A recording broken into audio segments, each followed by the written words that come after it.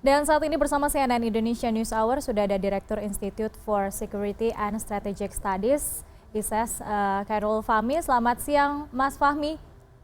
Selamat siang, Mbak. Ya, kita tadi sudah melihat ya pernyataan bahwa FPI resmi dilarang. Lalu apakah ini juga menjadi bukti bahwa inilah sikap pemerintah yang sebelumnya juga sering dianggap gamang begitu ya oleh masyarakat terhadap FPI.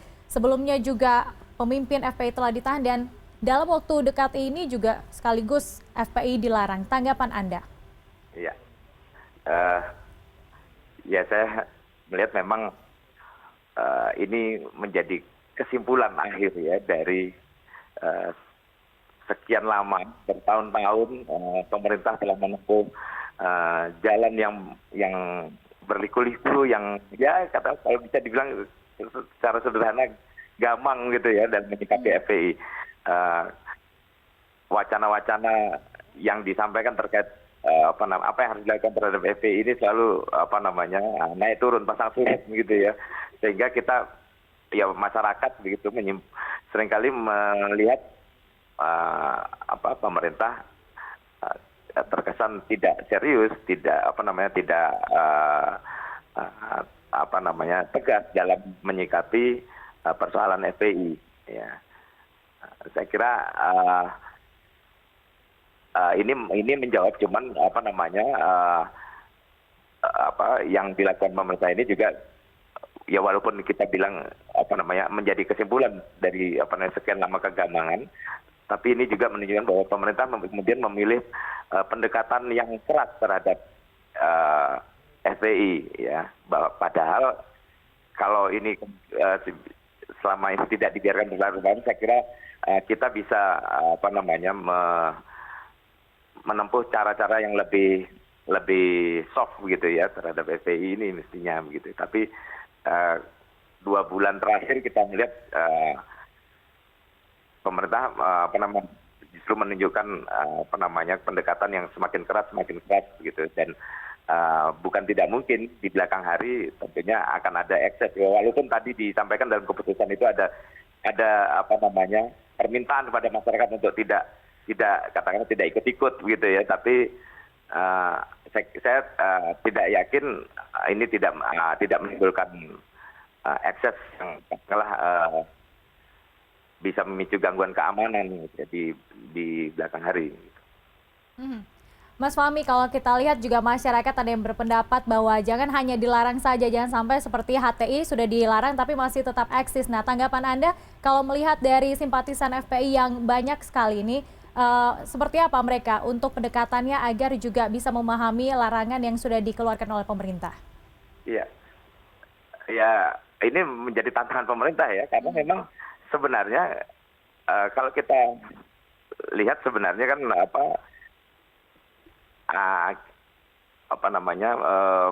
peningkatan ya dukungan terhadap FPI ini kan terutama terhadap pimpinannya begitu, itu kan baru muncul belakangan kan sebenarnya. Sementara tuntutan masyarakat terhadap terhadap FPI, concern perhatian masyarakat terhadap FPI ini kan sebenarnya sudah berlangsung jauh lebih lama ya dibanding peningkatan dukungan terhadap FPI yang muncul belakangan.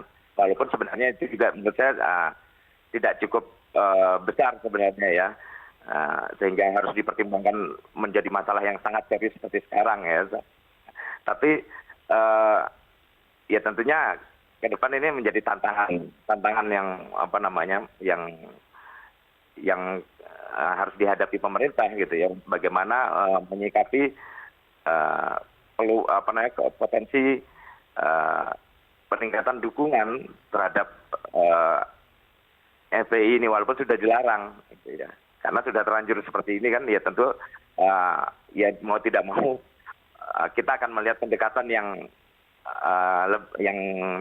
tetap keras atau bahkan lebih keras dari sekarang terhadap siapapun yang mendukung aktivitas FPI kan begitu.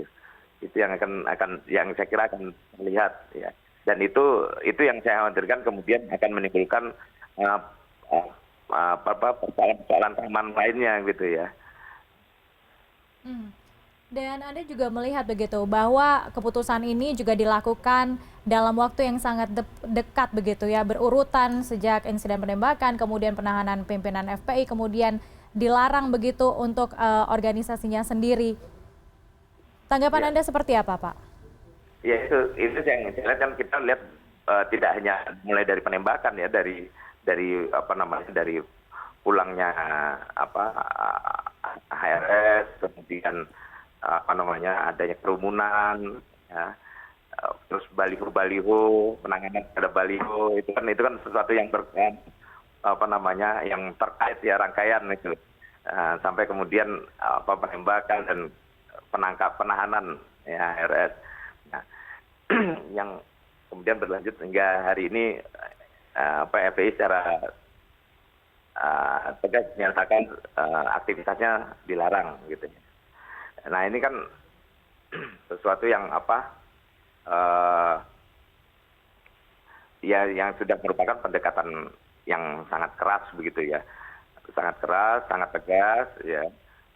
Ya meskipun ini terlambat sehingga memunculkan ekses yang tidak kecil gitu ya saya kira ya.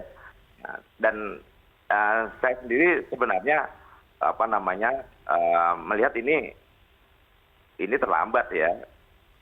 Apa kesimpulan yang disampaikan seperti ini terlambat bahwa kita punya waktu sejak 2019 ketika FPI apa namanya sebagai ormas sudah tidak lagi memiliki legal standing begitu ya.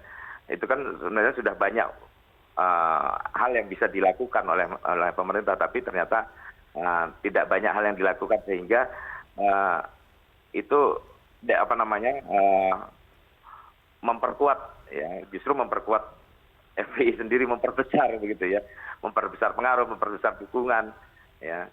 Dan kemudian ya, saya juga sepakat dengan apa yang disampaikan oleh Pak JK beberapa waktu yang lalu, ini mengisi kekosongan gitu. Ya kita tahu ada kekosongan kepemimpinan dalam apa namanya katakanlah kelompok-kelompok masyarakat muslim gitu ya. Nah, dia hanya mengisi itu sebenarnya, tapi kemudian cara pemerintah melakukan penanganan ini yang kemudian justru memperbesar, memperkuat dan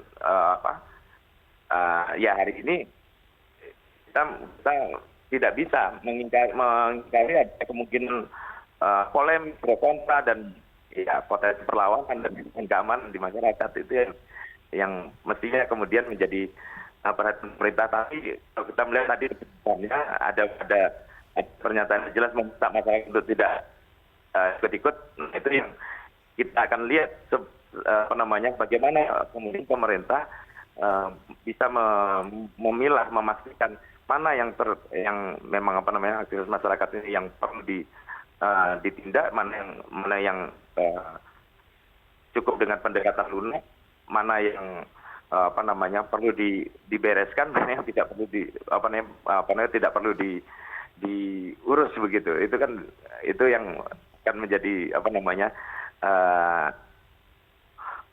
perhatian kita bersama supaya ini juga nanti penanganan terhadap FPI ini juga tidak berlebihan dan tidak eksesif. Ya, Pak Fahmi? Ya. Baik. Ya, Mbak. Yang jelas pastinya ini juga banyak sekali direspon positif begitu ya oleh masyarakat ya terkait keputusan dari pemerintah yang resmi melarang aktivitas FPI. Ya. Mhm. Respon positif masyarakat Baik. ini kan saya lihat ya memang ini dukungan, tapi pemerintah tidak boleh juga hanya semata-mata hanya berbasis dukungan kemudian mengabaikan apa namanya prinsip-prinsip ya katakan prinsip-prinsip demokrasi, prinsip-prinsip hak asasi manusia, apa namanya kemudian soal ngasih hukum segala macam ya hanya dengan dukungan masyarakat seperti itu perlu lebih juga tetap harus berhati-hati dan cermat dalam melakukan pendekatan yang keras ini. Oke, baik. Terima kasih Pak Khairul Fahmi, Direktur Institute for Security and Strategic Studies telah bergabung bersama kami di CNN Indonesia News Hour hari ini.